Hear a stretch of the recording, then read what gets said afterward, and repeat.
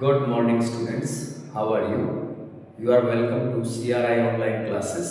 आज का आपका टॉपिक रहेगा नेक्स्ट चैप्टर सिविक्स, सामाजिक न्याय और हास्यापन.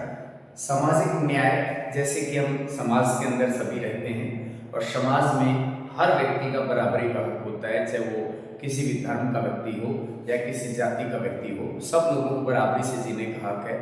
सभी समानता के साथ में जीते हैं और इस प्रकार हम देखते हैं कि किसी प्रकार का भेदभाव हमारे सोसाइटी के बीच होता है तो लोग भेदभाव का शिकार हो जाते हैं और जीने लायक माहौल उनके लिए नहीं रह जाता. आज उन्हीं मुद्दों पे हम चर्चा करेंगे और उसी पे बात करेंगे. इसमें जो आगे का टॉपिक है, सबसे पहले सामाजिक असमानता. सामाजिक असमानता विभिन्न स्तरों पे पाई जाती है. जैसे फर्स्टली हम देखें तो सामाजिक असमानता को जाति के आधार पर, धर्म के आधार पर और नस्ल के आधार पर, वर्ग और वर्ण के आधार पर भी पाया जाता है. ये जातिगत असमानता सामाजिक असमानता का ही भाग होती है और नस्ल के आधार पर असमानता भी सामाजिक असमानता का ही भाग होती है. सामाजिक असमानता समाज में रहने वाले प्रत्येक समुदाय को बराबरी नहीं देती है या बराबर का उनके साथ व्यवहार नहीं करने देती है, जिसकी वजह से समस्याएं बनती हैं.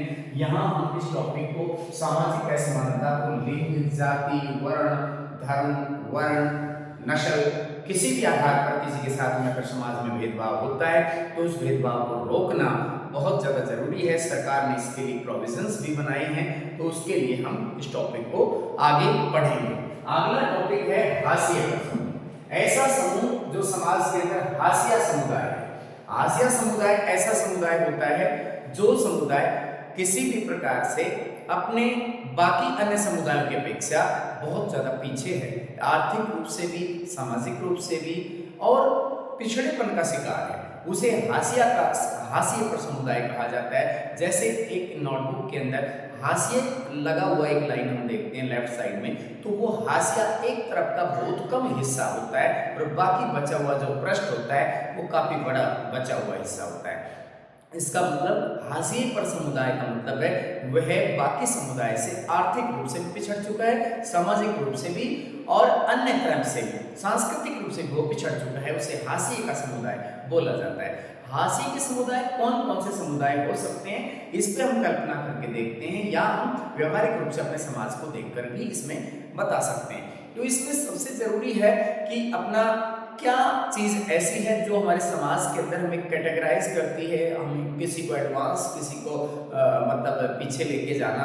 तो ये सब कैसे हो रहा है? आर्थिक रूप से और सामाजिक रूप से दो स्तर खासतौर पर महत्वपूर्ण होते हैं जो समाज के अंदर किसी जाति को उच्च जाति या निम्न जाति की तरफ लेके जाते हैं या उन्हें ये कहने लायक बनाते हैं कि ये उच्च जाति है, ये निम्न जाति है. हमारे देश में जो उच्च जाति है उसके पास आर्थिक संसाधन ज़्यादा रहे हैं, वो समाज में सदा से ही उन्हें उच्च दर्जा मिलता आया है. और जो निम्न जातियाँ हैं उन्हें हम इस रूप में पाए हैं कि यानी पूरे समाज के अंदर उनके साथ में व्यवहार हमेशा छुआछूत या भेदभाव उनके साथ होता आया और उच्च जाति के तबकों ने उनको बराबरी का दर्जा नहीं दिया. इसके बाद हाशिए पर समुदाय में और समुदाय जैसे कौन कौन से समुदाय इसके लिए हो सकते हैं, जैसे इसका पहला उदाहरण बनता है अनुसूचित जाति.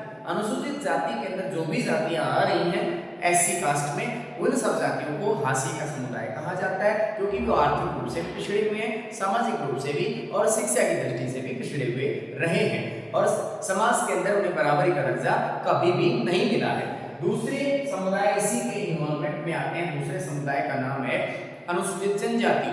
अनुसूचित जाति और जनजाति और अन्य पिछड़ा वर्ग को भी साथ में अगर आप मिला सको तो क्योंकि वो भी कहीं ना कहीं पिछड़ेपन के शिकार हैं, तो तीनों समुदायों को मिलाकर हम हाशिए का समुदाय कह सकते हैं. ज्यादा जो प्रभावित है अनुसूचित जाति है और जनजाति है. तो आप ध्यान रखें हाशिए का समुदाय का एग्जाम्पल एससी और एसटी रहने वाला है.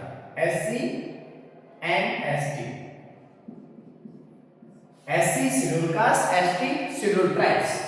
अनुसूचित जाति और अनुसूचित जनजाति पिछड़ा वर्ग ओबीसी अदर बैकवर्ड क्लासेस का है, जो कि मंडल कमीशन के द्वारा हमारे इंडिया के अंदर 27% रिजर्वेशन इस जाति से संबंध रखने वाले, कोई पर्टिकुलर एक जाति नहीं है, बहुत सी जातियां हैं इसमें मंडल कमीशन 1979 ने जिसने अपनी रिपोर्ट दी 1979 में जिस कमीशन को बनाया गया था पिछड़ा वर्ग आयोग, दूसरा पिछड़ा वर्ग आयोग, और उसने अपनी रिपोर्ट 1980 में दी और इसकी नीति को लागू किया गया था। इस रिपोर्ट की नीति को, सिफारिशों को 1990 में विश्वनाथ प्रताप सिंह की सरकार में। इसके बाद आता है अल्पसंख्यक। अल्पसंख्यक हो सकते हैं जातीय अल्पसंख्यक हो सकते हैं, नस्ल के आधार पर अल्पसंख्यक हो सकते हैं, भाषा के आधार पर अल्पसंख्यक हो सकते हैं, धर्म के आधार पर अल्पसंख्यक हो सकते हैं।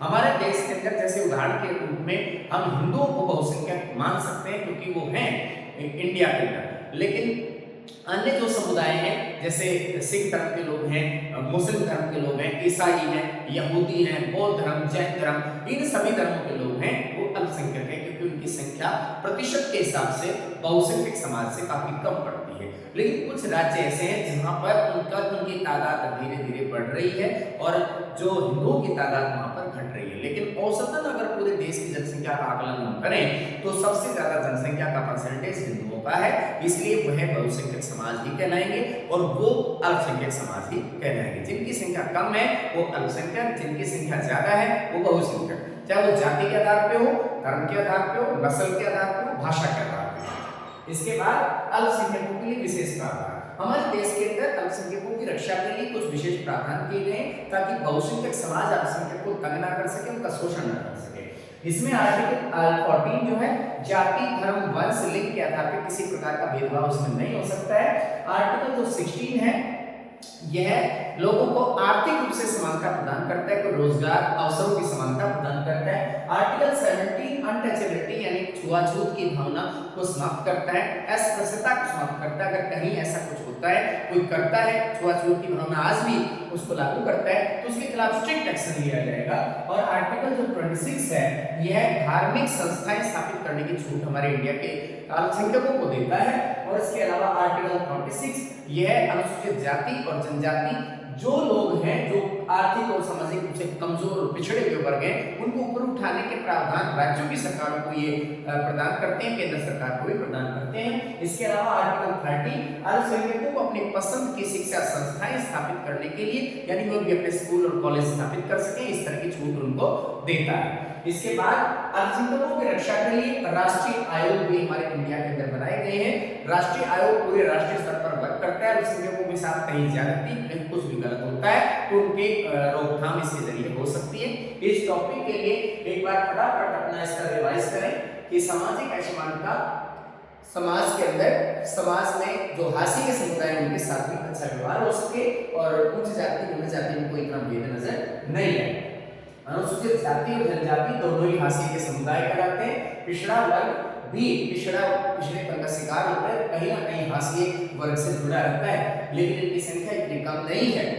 अल्पसंख्यक समुदाय जो संख्या में कम होते हैं उनके लिए होता है। ये कुछ प्रोविजंस हैं जो हमारे देश के अंदर अल्पसंख्यकों की रक्षा के लिए अपनाए गए हैं और अल्पसंख्यकों के लिए राष्ट्रीय आयोग का गठन भी किया गया है ताकि इनके साथ ज्यादती ना हो। इस टॉपिक को पढ़ें और इसके in between very short answers आप नोटबुक में राइट करें। धन्यवाद।